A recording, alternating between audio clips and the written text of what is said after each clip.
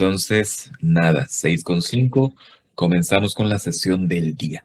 Quiero contarles en lo que llega el momento del inicio, que recuerden siempre que todavía no estamos viendo contenidos del libro. Lo que ustedes ven en esta sesión, lo que vieron en la sesión anterior y lo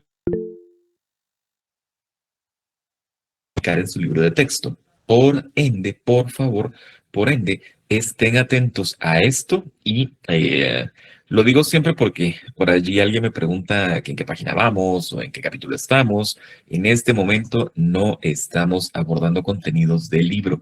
Por eso, si en todo el curso es importante, en este momento es más importante todavía que me pongan ustedes atención aquí durante la sesión, que puedan tomar sus notas de clase también.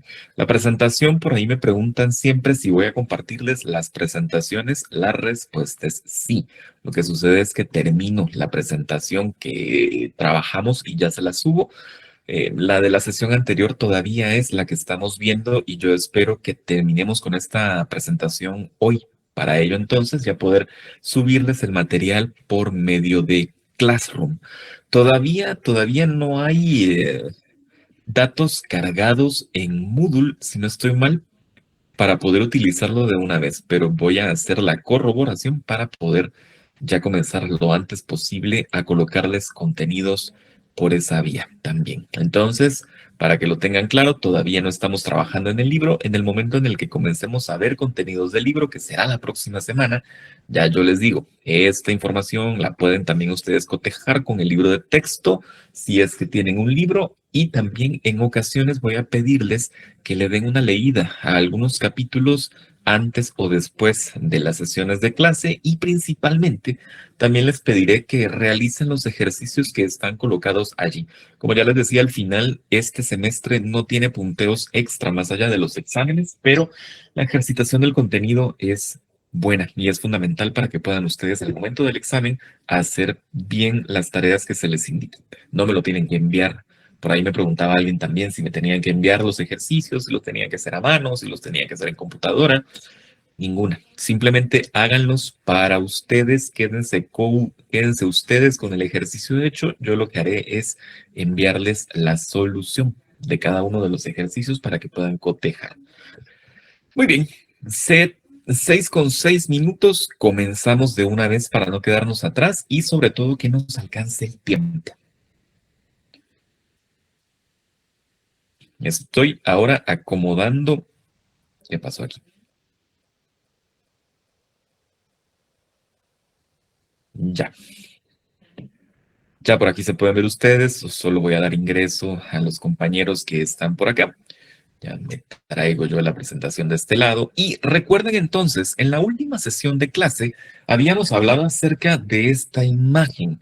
Recuerden que habíamos dicho cómo viéndola ya no únicamente como un marcador gráfico o como una forma de representación gráfica del pensamiento, entendida como la habíamos visto en comunicación, ahora podíamos entender también cierto tipo de práctica cultural sostenida a lo largo del tiempo y las generaciones relacionada con ciertos objetos y cómo entonces estas relaciones artificiales de un grupo de personas a lo largo de los años, a lo largo de los siglos o a lo largo incluso de los milenios, iba construyendo esas relaciones comunitarias a las que en el futuro llamaremos siempre cultura, ¿no? Habíamos dicho también que el ser humano en esencia era en principio animista. ¿Qué significaba el animismo o cómo entendíamos el animismo? Este animismo propuesto para la época prehistórica, lo entendíamos como la noción de que más allá del mundo perceptible y todos los fenómenos que esto incluye, aquello que podemos percibir por medio de la razón y los sentidos, existe además un plano que no es perceptible, que no es tangible, pero en el cual confiamos. Entonces hacemos la división entre aquello que es natural y aquello que será necesariamente supranatural, esta forma de esencia o energía o espíritu.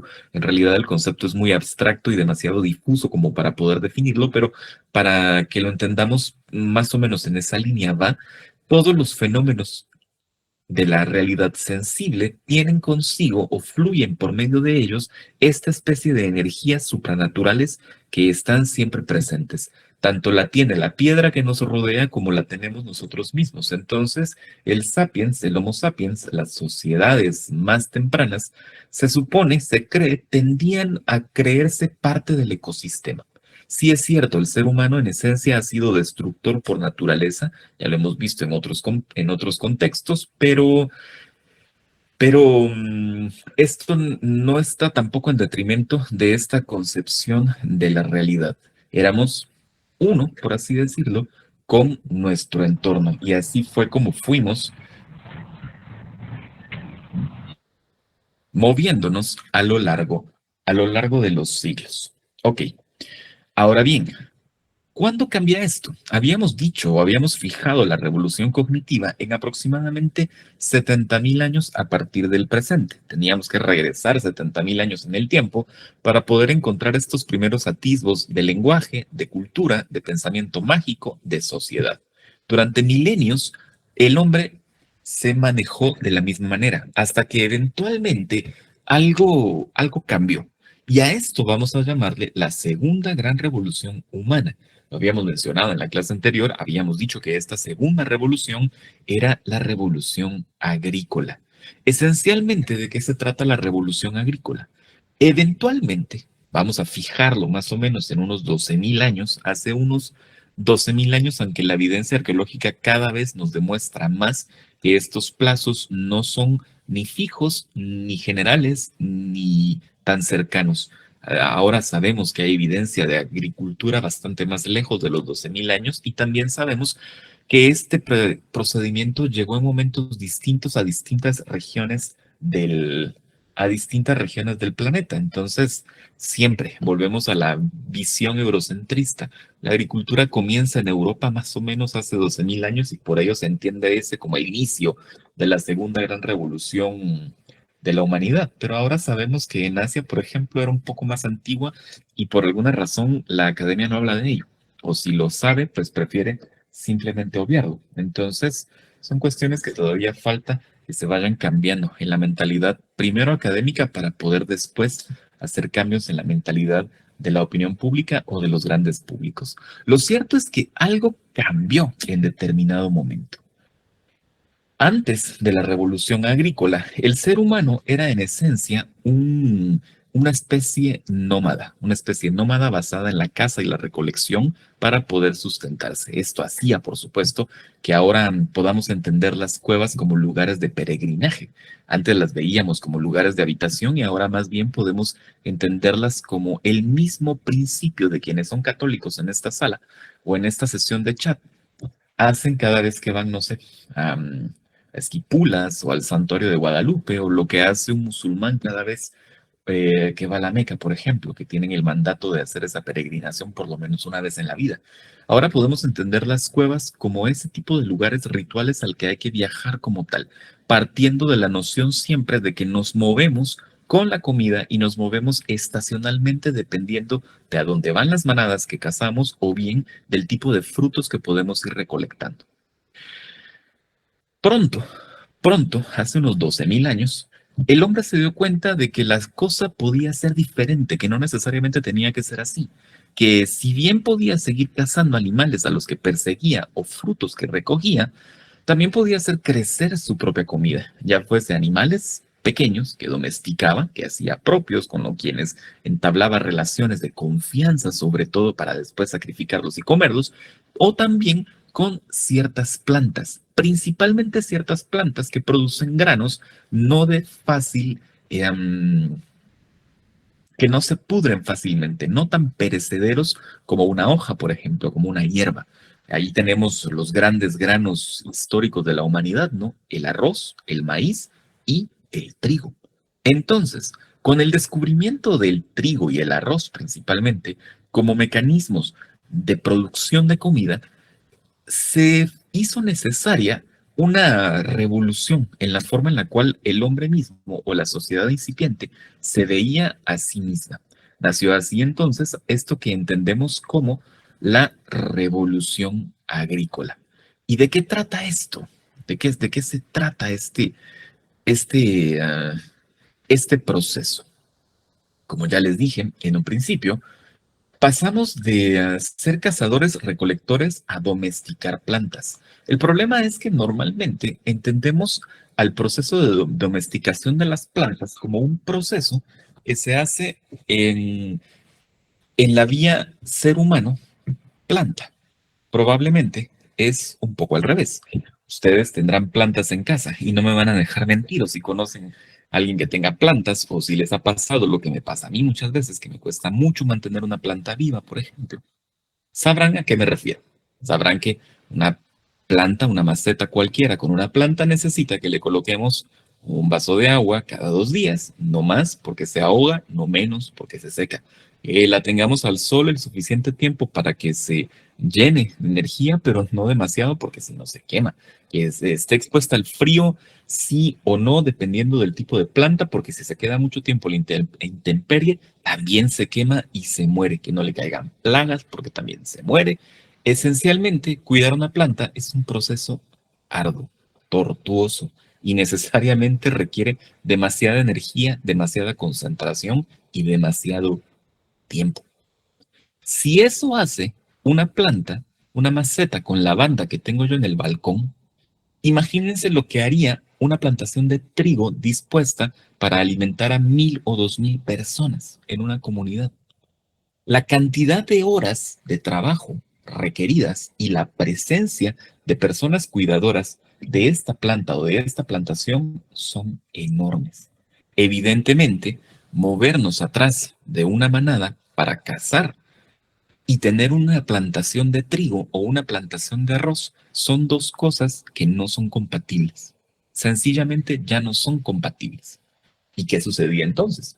Hay algo que se conocen como los sesgos cognitivos, ¿no? Entonces, seguramente las personas en esa época cayeron ante el sesgo cognitivo de la escasez y prefirieron asegurarse el crecimiento de granos que les aseguraran la sobrevivencia por más tiempo antes de seguir yendo tras manadas de animales que no sabían si iban a encontrar, por ejemplo, y que tampoco sabían si iban a ser tan sencillas de cazar. Entonces, prefirieron quedarse allí, pero para quedarse allí y poder controlar el ciclo de estos granos, el hombre tuvo que realizar diferentes concesiones a lo largo de la historia.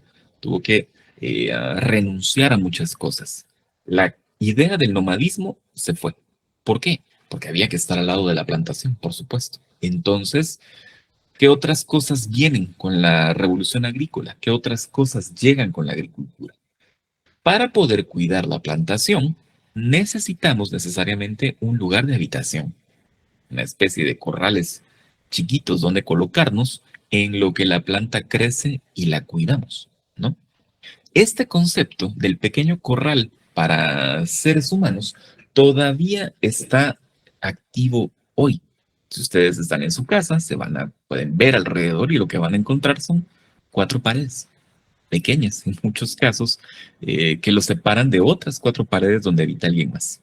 Probablemente ya no, la mayoría de nosotros ya no cuidamos plantaciones, pero sí cuidamos un trabajo al que vamos todos los días, por ejemplo, o también estamos a cargo de una familia que vive bajo el mismo techo.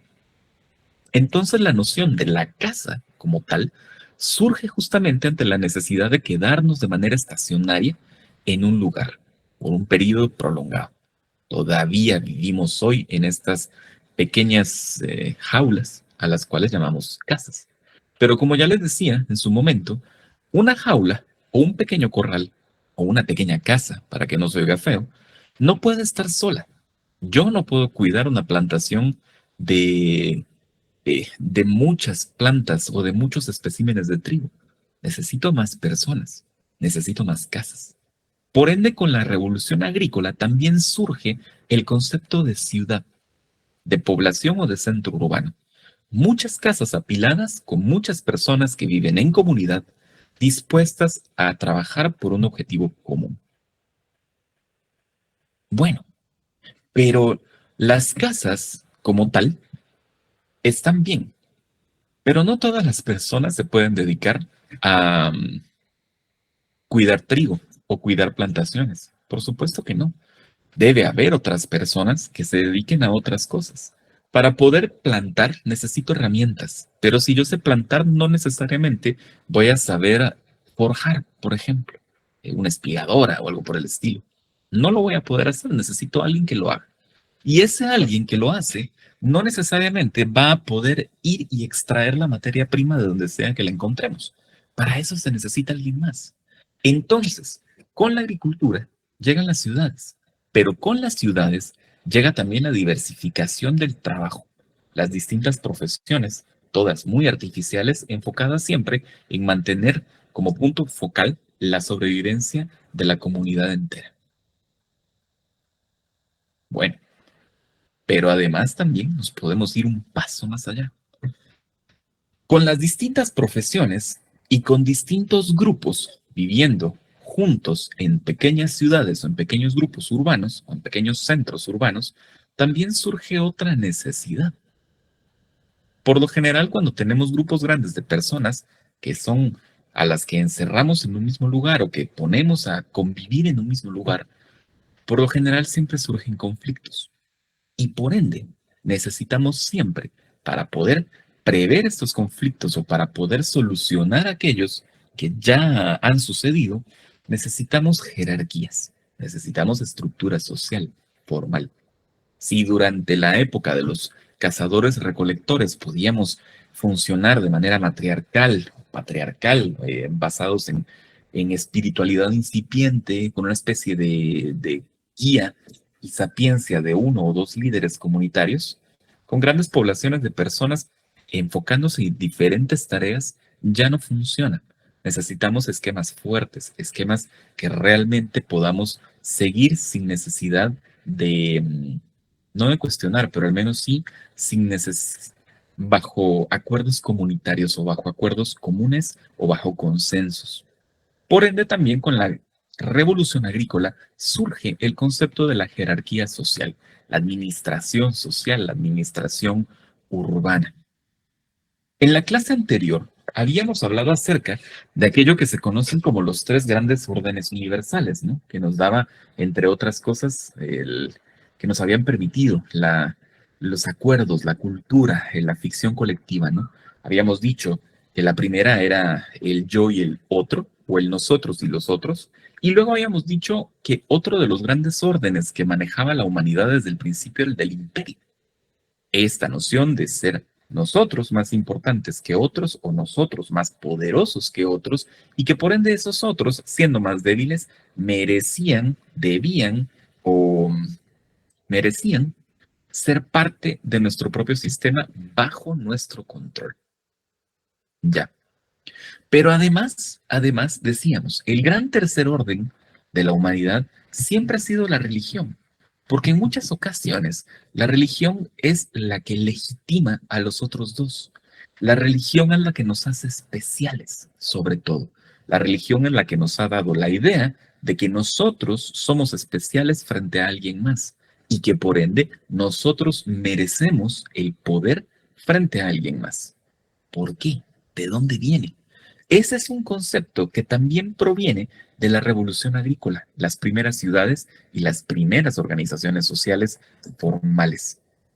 Cambiemos de diapositiva, veamos qué otros datos tienen por aquí. Ah, claro, esto ya lo habíamos hablado. Trigo, arroz, maíz, cuidar plantas, acabó con la humanidad nómada, eh, y ya lo que habíamos hablado. Así se crearon los conceptos de casa, de jerarquía, de ciudad o de profesión. Entonces, en ese ámbito surgió otro concepto que es importante. Surgió el concepto de la propiedad privada. Mi jaula, mi jaula. Mi gallina, mi gallina. Mi trigo, mi trigo. ¿Y por qué? Porque es mío. Pero porque es tuyo. Por derecho. Surgió no solo el concepto de propiedad privada, con las sociedades complejas surge también la necesidad de ley. Allí donde la moral ya no es capaz de regir los designios de una comunidad, se hace necesaria la ley. Este esquema bastante más centrado, bastante más cuadrado y rígido que nos dicta cómo actuar ante ciertas situaciones.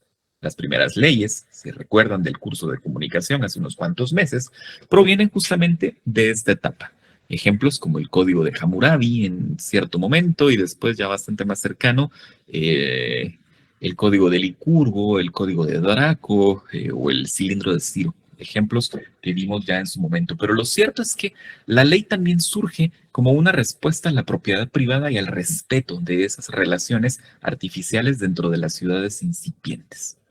La religión, como les digo, también terminó de afianzar esta noción jerárquica del mundo. ¿Por qué?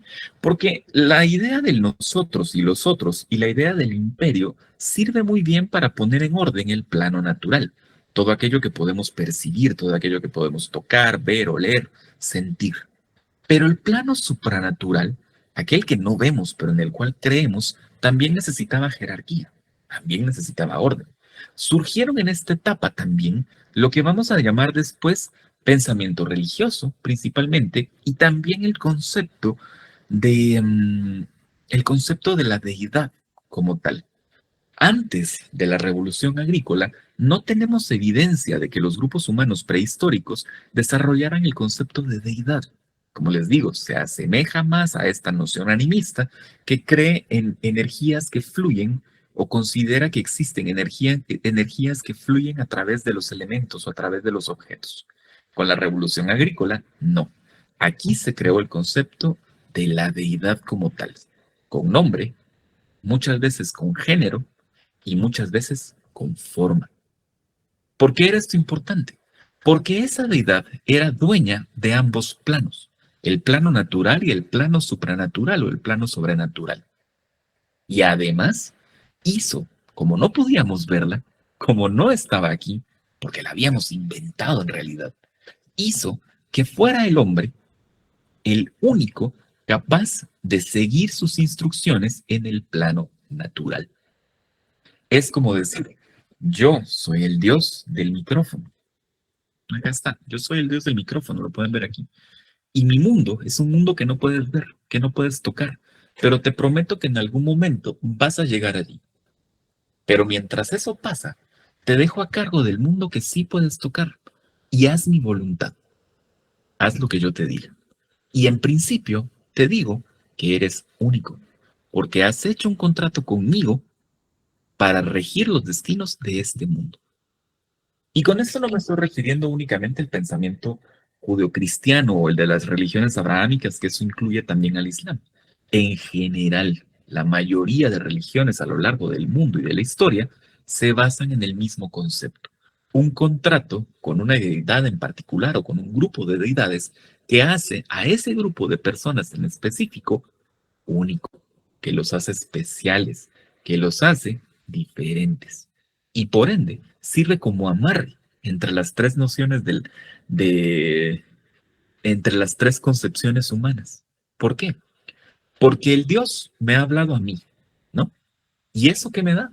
Poder, primero. Y segundo, ¿qué hace? Que haya una división entre yo y el vecino. La revolución agrícola entonces trajo esto, para nosotros, para la historia. La agricultura, sí, por supuesto, pero cambió completamente la forma de vida de la humanidad. La volvió sedentaria, la volvió urbana y además creó la religión como una respuesta, como una respuesta a la necesidad de jerarquías, no solo en aquello que veíamos, sino también en aquello que no veíamos.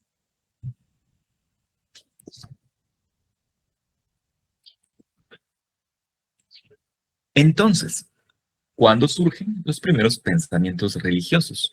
Y hablo del pensamiento religioso principalmente porque es la forma en la cual el pensamiento humano en general va a tratar de darle respuesta a los fenómenos a los cuales se enfrenta. Ya van a ver que la filosofía a lo largo de la historia es únicamente la forma que tenemos como especie para comprender y nombrar aquellas cosas que nos rodean, que en efecto eso es únicamente ciencia. La filosofía es, en esencia, la base de la ciencia como tal. Pero antes de preguntarnos qué es el mundo, cómo funciona, por qué es que el rayo cae, por qué es que el rayo cae, perdón, de forma científica, primero tratamos de explicarlo de forma divina. tratamos de encontrar formas supranaturales de entender aquello que nos sucedía a nosotros. Hace unos cuantos años, unos 30, 35 más o menos, en la península de Anatolia, eso que hoy conocemos como Turquía, se encontró este sitio que ven en pantalla. Su pronunciación en turco no me la pregunte, porque no lo sé, pero españolizado esto se lee Göbekli Tepe. Göbekli Tepe es una serie de templos en el desierto turco, en zonas muy áridas. Perdón, no es un desierto, pero sí son zonas muy áridas del territorio turco, en los cuales se escondían una serie de estructuras circulares.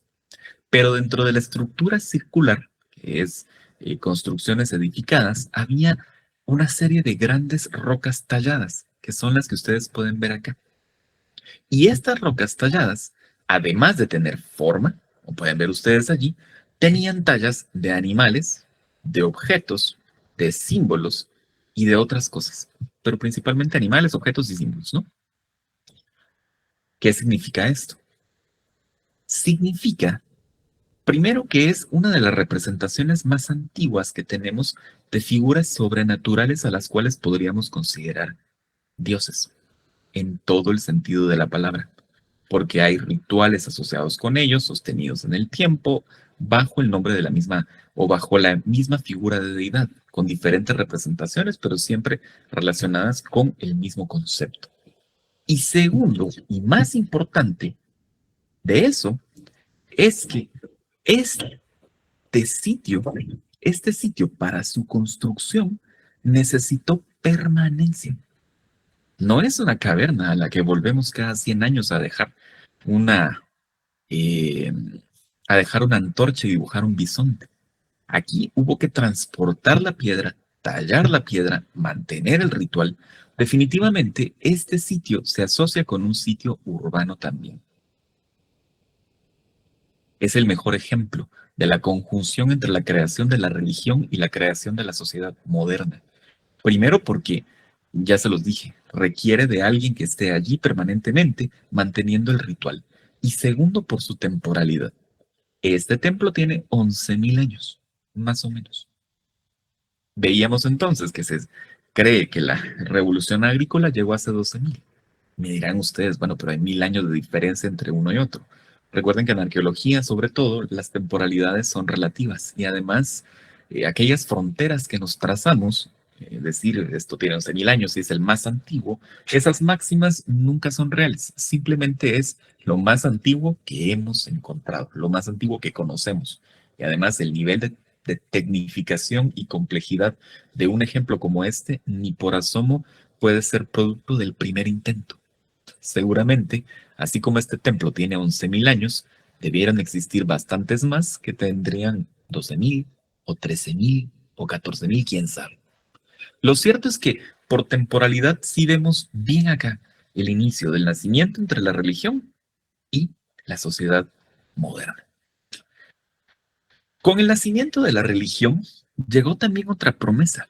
Los dioses no solo nos hacían la promesa de ser únicos en esta tierra, también en la figura de la deidad nos hacía la promesa de tener un espacio en la suprarrealidad o en el plano supranatural, ¿no? Con esto, con esta idea, nace también otro concepto importante que tiene que ver con el desarrollo del pensamiento humano a lo largo de los años, a lo largo de los siglos. Vamos a ver si está por aquí ya. Sí, vean. Vamos a ver. Les hago una pregunta, por aquí los estoy viendo en la pantalla. Ustedes no me pueden ver, pero yo sí los veo. Levanten la mano. Levanten la mano quienes conozcan, hayan escuchado hablar, si son cristianos o católicos, seguramente sí, y si no, seguramente también. ¿Quiénes han leído acerca, escuchado acerca o mencionado en alguna parte la ciudad de Jericó? Levanten la mano si la conocen. Gracias. Bastantes manos levantadas por acá. Se los agradezco. Podemos bajarla, no hay ningún problema. ¿Por qué es importante Jericó? Porque, entre otras cosas, una gran batalla en Jericó, por supuesto, y además están las murallas de Jericó, que son un sitio bíblico, y todo lo demás, ¿no? Pero además, para que lo tengan como dato concreto, Jericó es la ciudad en activo todavía hoy más antigua del mundo, la que tiene la población continuada más extensa a lo largo de la historia. Sus registros datan de hasta 9.000 años, más o menos. Desde hace 9.000 años en ese espacio había gente viviendo. De este sitio, no de las murallas porque estas son posteriores ya a este momento, pero de este sitio viene esta cabeza. Ustedes ven esta cabeza y es un cráneo, por supuesto, es un cráneo de una persona que está curiosamente cercenado, ¿no? No hay nada más que el cráneo. Pero el cráneo, antes que estar cercenado, nos llama la atención el hecho de que está finamente revestido, está revestido con yeso. Y además, también nos llama la atención que sus cuencas oculares están muy vivas, colocadas ahí con concha para que parezcan muy blancas. Y se supone, se supone que tenían pintadas las pupilas. En esencia, era una persona viva, la representación de una persona viva. ¿Cómo se disponían entonces los cadáveres en la muy, muy, muy lejana Jericó? Las personas enterraban a sus muertos, pero dejaban la cabeza fuera, cubrían la cabeza con yeso, le ponían sus cuencas de concha, les pintaban sus pupilas y pues quedaban personas vivas saliendo de la tierra. Por más extraño que parezca, entendamos el concepto. Este es un ejemplo que nos habla de otra preocupación del pensamiento humano y es la noción o la introducción no solo de la muerte, sino también del concepto del fin de la vida y también de aquello que vamos a entender como la vida más allá de la muerte. En la prehistoria, ¿disponían los cadáveres de forma ritual? Sí, está bien. Y teníamos personas que eran finamente arropadas, enterradas con adornos, y se nota el, por el cuidado se puede intuir que alrededor de ese entierro hubo un duelo, que a la persona que enterró a esa persona le dolió, que hubo un duelo, que hubo intención de ritualizar el fin de la vida de alguien. No tenemos evidencia de creencias más allá de eso. No las tenemos. Si las tenían, bien, y si no las tenían, también es perfectamente posible. Solo no lo sabemos. Pero en este caso, sí podemos intuirlo, porque el forrar una cabeza de yeso y el colocarle ojos vivos nos marca una clara intención de mantener viva o el recuerdo, puede ser, o la conciencia de alguien. Esta no es una práctica que sea muy distinta de otras que hemos visto a lo largo de la historia. ¿Qué pasaba, por ejemplo? Am, Vamos a ver, rápido, tenemos unos minutos. Los egipcios, saben ustedes, momificaban a sus muertos, ¿no? ¿Para qué? Bueno, porque al final iban a ser juzgados y podían vivir eternamente. Ok, pero el cuerpo debería estar allí con ellos, ¿no? Los chinos también se enterraban de formas especiales, en algunos casos como modificaciones muy extrañas, aguadas, no rígidas como las egipcias, y en otros casos depositados en grandes tumbas también, esperando la vida después de la muerte. En el mundo musulmán, en el mundo islámico, también hay una creencia en que las personas acceden a otro plano. Lo mismo sucede con el judaísmo. No voy a hablar de las tradiciones judeocristianas porque ustedes las conocen perfectamente, pero por ejemplo en el caso de los mayas existían dos tradiciones interesantes respecto de la muerte. La primera era la tradición del psicoducto, ¿no? Enterrar a una persona en el centro de un templo, de una construcción, de una pirámide, y dejar un pequeño canal que salía directamente a la cámara principal afuera. Entonces las personas se podían comunicar con el muerto hablándoles por el ducto. Por eso se llaman psicoductos. Y si no, también estaba la conciencia de que la muerte no significaba el fin de la persona. En ocasiones hay algunos ejemplos, en Tikal hay un muy buen ejemplo, de un gobernante que celebró algo dentro de su reinado y quería que su madre estuviera presente y la mandó a exhumar. Y es preciosa la escena porque está el gobernante celebrando lo que, no sé qué evento político, no lo recuerdo en este momento, pero enfrente de él hay un platito con los huesos de la mamá que estaba ahí presente, también siendo parte del acto. Hacen lo mismo en otras regiones también, ¿no? En el Pacífico asiático, por ejemplo, Los muertos se medio momifican en algunas áreas y cada año los sacan y los visten y los tienen en la casa y platican con ellos y demás. Hay una creencia real en que hay algo más, más allá del cuerpo físico. Y además hay una preocupación real por la muerte y lo que sucede después, por la vida después de la muerte. No necesariamente es un miedo por la muerte, no, al contrario, es una preocupación formal por el final de la conciencia del individuo. Nos aterra ya simplemente no ser. Me voy a morir, está bien, pero al morirme cierro los ojos y despierto en otra parte. No perdí la conciencia. Eso es lo que nos preocupa. Dejar de ser el nosotros y simplemente ya no ser nada. Desde el principio, desde que hicimos esta especie de contrato artificial con una deidad que nos prometió no solo ser dueños de lo natural, sino también ser parte de lo supranatural, nos ha preocupado la noción de qué pasa después. Y lo vemos en ejemplos como el de Jericó, muy antiguo. Esta cabeza tiene 9.000 años. Es de sus registros es de los registros más antiguos de la ciudad y ahí justamente, allí justamente se encontró. Por aquí me preguntan si en la creencia en lo sobrenatural es parte de esto. Sí, es justamente eso. Creemos en aquello sobrenatural no porque lo percibamos y buscamos todo el tiempo esta idea de encontrarnos con lo sobrenatural. Por eso nos fascinan los fantasmas y las cosas que tienen que ver con miedo, con ovnis, con aquello que no podemos percibir, pero queremos que sean reales, ¿me entienden? Y buscamos esos signos, esas señas por todas partes y, y nos fascina la idea. Pero tiene que ver con el fin de la conciencia, principalmente. Luego aparecieron otro tipo de deidades.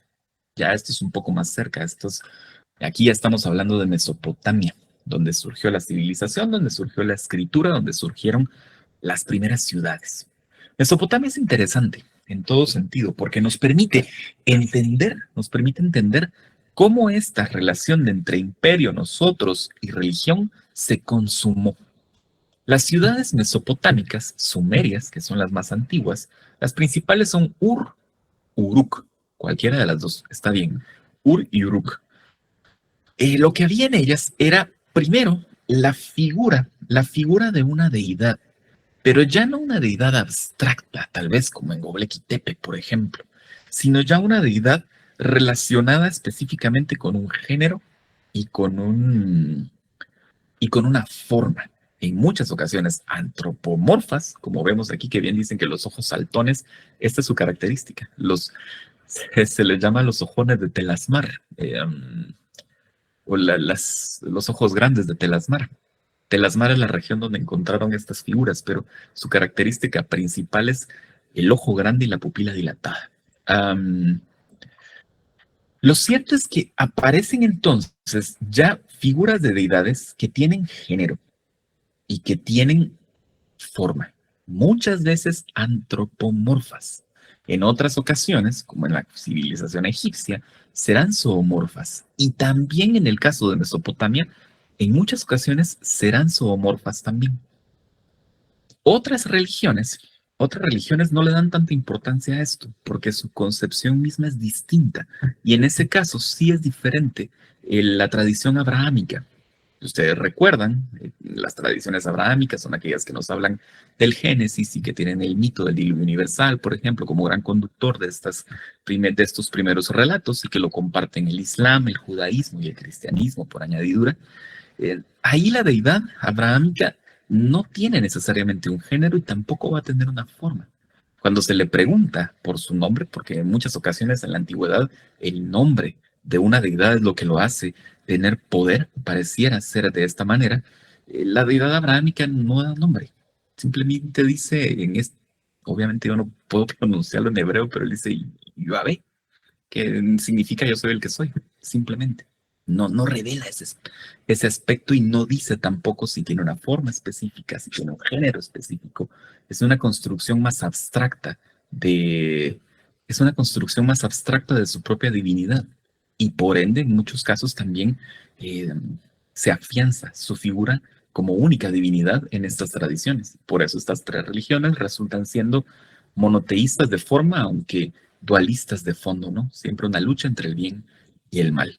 Pero en el caso de las ciudades sumerias, se da perfectamente esta conjunción. Tenemos dioses, tenemos ciudades y tenemos también poder en juego. ¿Qué pasaba? ¿Qué era lo que sucedía? Los dioses sumerios tenían una ciudad por dios. ¿Curioso? Sí. Conveniente también. ¿Y qué era lo que hacían? Las personas que tenían contacto con el dios, quienes habían firmado el contrato del que todos éramos parte, se encargaban únicamente de administrarle al dios su ciudad, la ciudad que le pertenecía por derecho, pero que nosotros habitábamos.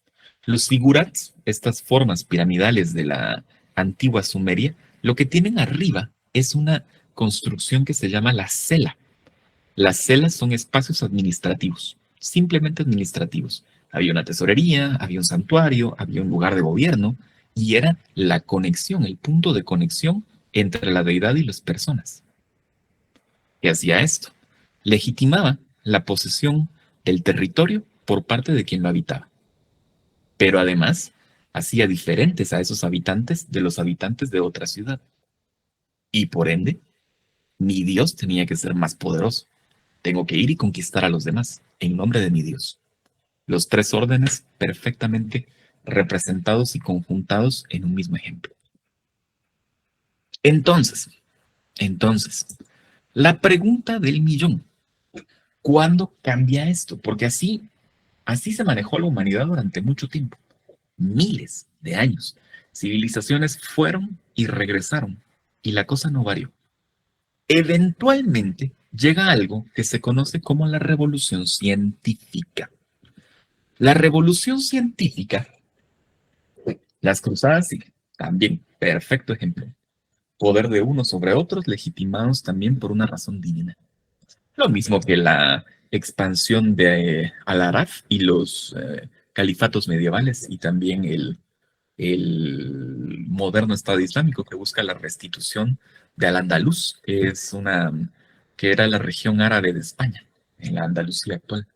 Por ahí para responder la pregunta que me hacían por el chat. Entonces, durante miles de años la situación no varió. Llegó el punto en el que llega esto que llamamos la revolución científica y no es la revolución industrial. La revolución industrial es un hijo es una hija de la revolución científica. Llega un momento en el que los imperios europeos están cada vez con más poder. Imperios como el británico y como el incipiente imperio español. ¿Y qué hace esto? Ante mayor riqueza, obviamente, ante mayor riqueza, pues se permite mayor exploración. Grandes empresas exploratorias fueron enviadas a muchas partes a conocer muchas cosas. De ahí viene, por ejemplo, entre otras cosas, por supuesto, Colón llegando a América, diciendo que él lo descubrió, aunque sabemos que no es cierto. Pero también de ese tiempo llega lo que Chimamanda nos decía en el video, ¿no? De John Locke. John Locke fue al África y John Locke, antes que ser explorador, él era filósofo, de hecho, porque en ese tiempo la ciencia no era más que filosofía. Y ahora que lo veamos, la ciencia sigue siendo simplemente filosofía en estado práctico. Entonces, esas exploraciones permitieron, entre otras cosas, conocer todo el mundo y terminar con la noción del mundo autónomo. El mundo autónomo es una región o porción de tierra que no tiene contacto con nadie más. Las exploraciones de la revolución científica hace más o menos unos 500 años para acá acabaron con el concepto del mundo autónomo. Ya mundos autónomos no nos quedan, el último era Australia, pero ya se terminó. De ahí nos queda Antártida, pero la Antártida no está habitada per se, simplemente es un espacio sin cultura artificial como tal que sepamos. Lo cierto es que también la ciencia, los descubrimientos y las exploraciones permitieron la creación de grandes capitales. Capitales que no tenían que ver con reyes, que no tenían que ver con estados, que eran empresas. Existe el ejemplo de la compañía holandesa o la empresa holandesa de las Indias Orientales. Era una empresa que era un país o tan poderosa como un país. Tenía sus oficinas, estaban en territorios comprados por ellos, tenía su propio ejército, tenía sus propios habitantes, tenían sus propios todo. No eran un país, no eran una monarquía, eran una empresa, como decir hoy, no lo sé, para no dar un ejemplo local, como decir hoy Apple o Google, no lo sé. Imaginen ustedes que Google comprara medio territorio del Petén y pusiera ahí sus oficinas y tuviera un ejército y tuviera población y tuviera escuelas y tuviera lo demás. Eso, básicamente, también creó la ciencia y la exploración. ¿En qué se basaba la revolución científica o en qué se basó? Se basó, curiosamente, en la ignorancia. Durante la Edad Media, durante la Edad Media, la noción del pensamiento humano era simplemente aquello que no entendemos es obra de Dios. Y creábamos respuestas mitológicas o tradiciones narrativas para explicar ciertos elementos, para explicar eh, hechos históricos, para explicar también aquello que no veíamos. Cuando llega la revolución científica, muy emparejada en tiempo y en pensamiento con el Renacimiento, la premisa cambia. La premisa es, si algo no sabemos, hay que descubrirlo. Si algo no sabemos, no es un misterio divino, es una duda que hay que resolver. Entonces se crearon diferentes fenómenos, como el del mapa vacío, por ejemplo. Antes del Renacimiento, los mapas estaban llenos, obviamente, de espacios en blanco que no se conocían, y se llenaban con monstruos marinos, con territorios inventados, con qué sé yo. Después del Renacimiento, con este cambio de visión, la idea era dejar el mapa tal cual, porque allí en ese espacio había algo que descubrir y había algo que completar. Apoyado por el capital, apoyado por las monarquías, apoyado eh, por el poder. Y ese es el centro de todo. Al final ese termina siendo el centro de todo. En comunicación les decía el semestre pasado, la información es poderosa y la comunicación es poderosa. La, la comunicación puede representar poder. Lo mismo sucede aquí. La ciencia, la información, el conocimiento representan poder. Y entonces les pregunto yo, ¿va a dejar el poder que otras personas, que otros grupos, que alguien menos valioso que ellos, entre comillas, obtenga también ese poder? No lo va a hacer. Simplemente no. Entonces, a eso se resume. La compañía holandesa de las Indias Orientales era una mega compañía ultra poderosa, a costa, por supuesto, de descubrimientos científicos, pero de pasarle por encima a otras personas u otras comunidades. Y vaya si no es lo mismo que hicieron los imperios también a lo largo del tiempo. El conocimiento se puede usar para cosas muy buenas, pero principalmente el ser humano lo utiliza para cosas muy malas. Si no, pueden ustedes ir al cine en estos días y ver la película de Oppenheimer. Es básicamente lo mismo. Ciencia aplicada en la destrucción humana. El conocimiento entonces genera poder y el poder, como ya lo hemos visto en otras ocasiones, se concentra. Y esa concentración de poder dio resultados interesantes, al menos como caso de estudio.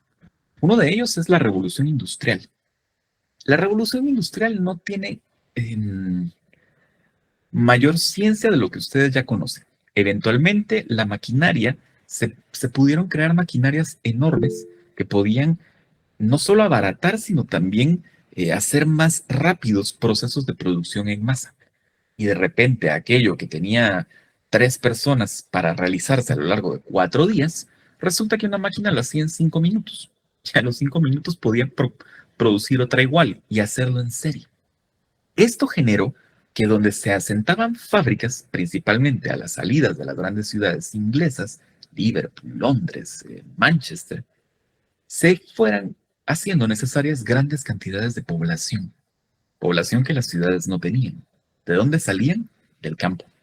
Muchas personas que trabajaban en ámbitos rurales terminaron trabajando en fábricas. Eso es la revolución industrial.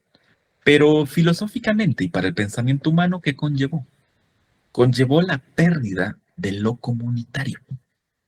Una persona que trabaja en su tierra, con su familia, con sus vecinos, que se dedican a lo mismo, forma comunidad. Una persona que no tiene cerca a su familia, ni a sus vecinos, ni a su tierra, ni a su perro, ni a su trigo, no tiene nada en una gran ciudad. Necesita otro amarre conceptual. Entonces se rompe el concepto de la comunidad y nace aquello que entendemos como Estado, un amarre general, conceptual, legal, que le da certeza a las personas, estén donde estén. Dentro de todo lo que la revolución industrial hizo, uno de sus grandes productos fue el Estado como tal, el más importante quizá, además eh, de cambiar los procesos de producción y cambiar también la fisonomía de las ciudades mismas. Pero entonces, el pensamiento humano, ¿no? Desde el principio hasta acá, pasó por el animismo, después se creyó especial, se sintió legitimado por un dios y luego eso le dio poder, le dio poder para sentirse um, capacitado de pasar encima de los demás y poder obtener más poder. Pero la muerte siempre le preocupó, obviamente, porque el fin de la conciencia, aunque no lo tengamos tan presente, es una de nuestras grandes preocupaciones. ¿Cuál será entonces la siguiente gran revolución humana? Pasamos por la cognitiva, aprendimos a hablar complejo, aprendimos a ficcionar cosas que no estaban allí. Pasamos por la agricultura, producimos nuestra propia comida. Pasamos por la científica, ya no confiamos en que las cosas son producto de una divinidad, sino que deben tener una forma, un fondo y una fórmula principalmente. ¿Qué nos queda? Simplemente nos queda dejar de ser humanos. Ahora que hay mucho revuelo acerca de los ovnis, por ejemplo, la semana pasada hubo audiencias en cortes estadounidenses donde algunas personas declararon bajo juramento que el gobierno estadounidense tiene ovnis, entendidos como naves extraterrestres y demás, lo cual tómenlo siempre a la ligera. Nadie dijo que esto sea real, simplemente es una declaración bajo juramento que debería probarse y que el Pentágono debería responder probatoriamente o desmintiendo, y eso no va a pasar. Entonces, no es cierto que ya se haya comprobado la existencia de vida extraterrestre, simplemente no, solo fue una declaración. Pero sí se plantea una idea interesante.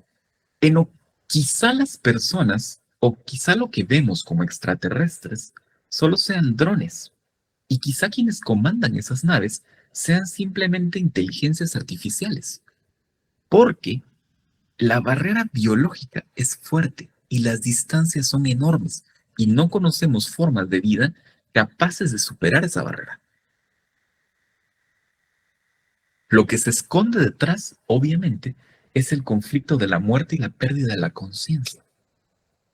Yo ya no voy a llegar a ver el otro sistema solar al que me dirijo porque mi cuerpo no va a aguantar. ¿Qué hago entonces?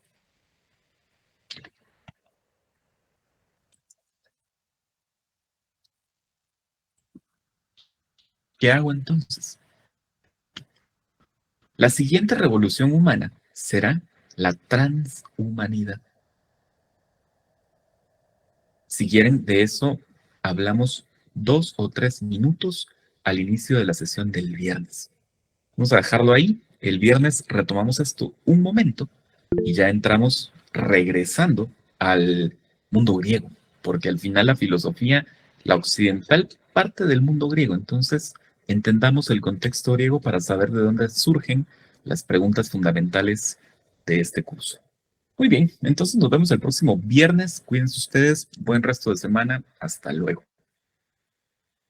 Les cierro.